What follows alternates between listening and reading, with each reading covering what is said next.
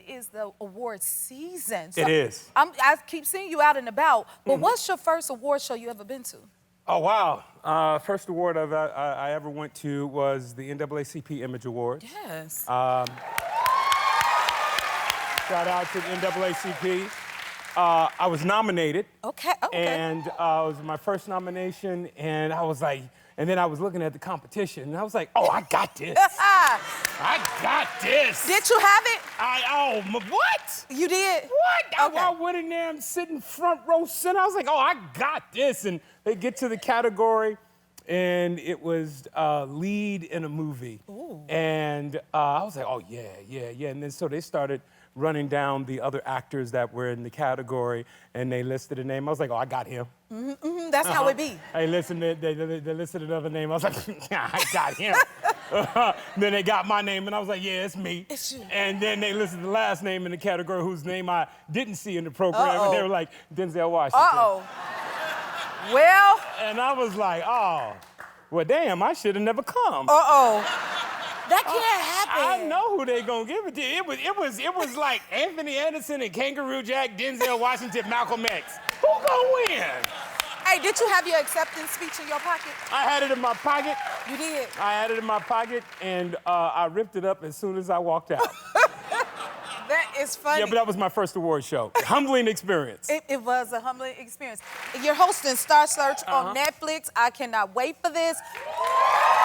I don't understand how anybody would know what it was about, but for those who don't know, can you tell them what it's about? Well, you know, Star Search is the OG of all of these competition shows. It is. The Voice, America's Got Talent, American Idol, all of that. You know, it was all spawned from, I like to believe, from Star Search, hosted by Ed McMahon back in the day, you know, over 40 years ago. And here I am standing, hosting Star Search now.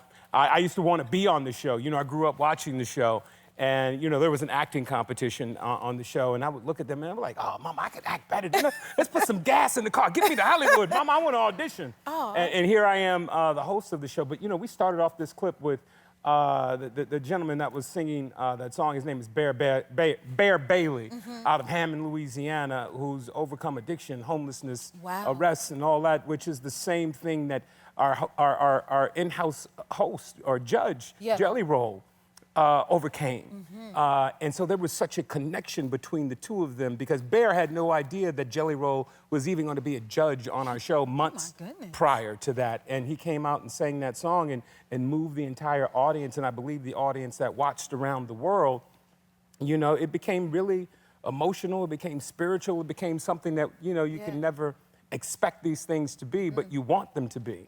And I think that is the epitome of what our show is all about. You know, talent coming on the stage, living their truth and being who they are and fulfilling their talent in front of the world. And you know, I'm happy to be on that stage with all of the talent that comes across there. It's definitely translating for sure, because I felt that. Yeah.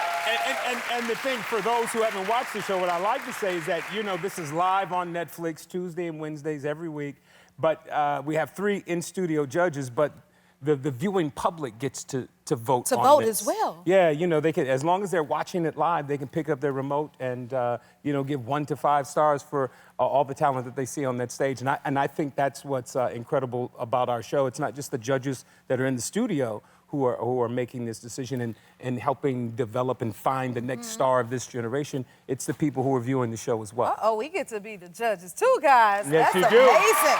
Yes, you do. And speaking of judges, all of them are incredible. You all seem to have great chemistry. Did you know any of them before? I met Jelly Roll a couple of times. Yes. We have mutual friends. I know Chrissy. We've done shows before. I'd never met Sarah Michelle Gellar. But I met her husband in passing. We did something in the past. But, you know, there's just great chemistry between all of us from the moment that we met, you know, several weeks ago before we started the show in coming together. It was just this great synergy between all of us. And I was like, we were all like, oh, we're going to have fun, and this is going to be great. It seems like it. It looks so good. And then even more chemistry, like a family bond.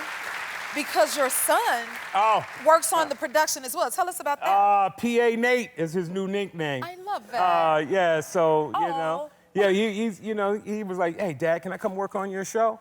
And I was like, yeah, man, come on down. You're going to have to go through the process. He went through the process, got the gig. And I didn't want to be his dad on the stage and be, hey, Nathan, Nate, come over here, man, I need this.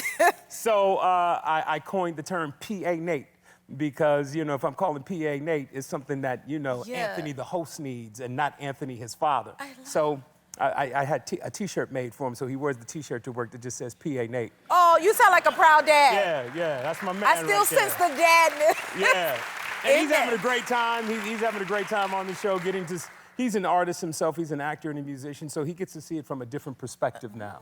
You know, and he's enjoying it. Good. Okay, let's talk about Jelly Roll. Apparently, the magic tricks makes him scared. He's scared of them? No, not just the magic tricks. He's afraid of magicians. What?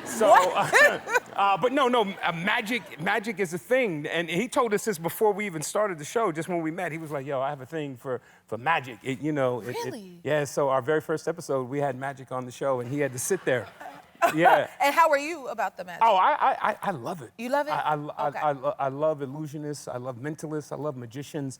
You know, I'm online. I'm on the gram. I'm on the Google trying to find out, you know, how tricks are done and all that. It fascinates me. And I look at some of these magicians and illusionists and mentalists that we have on the show, and I just look at them and I look at the dedication that they've put forth to their craft, like you and I put forth to ours.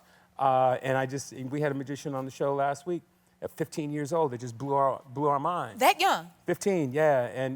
And he's in the youth category. We have a young adults category and we have a youth category. He could have been up there with the young adults competing with the grown men doing magic. Yeah, it was amazing. All right, do you know any magic tricks?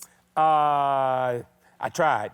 You tried? I just know some card tricks. I know some card tricks. I know some card tricks. That's about it. All right. Well, you know what?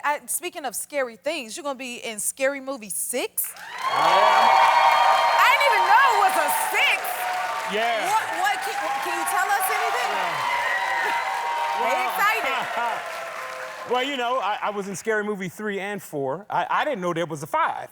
Until I got the call to be in 6. I was like, hold on, I missed one? But the Wayans brothers are back, you know, because they originated this franchise. You know, I'm friends with the Wayans family, but I'm really good friends with Marlon. And he called me up and he was like, yo, Aunt, we're bringing it back. I want you to be in it, do a little something. All I can tell you is that it's funny, it's scary, and things happen. Uh-oh, we can't wait to see. That's all I'm allowed to say.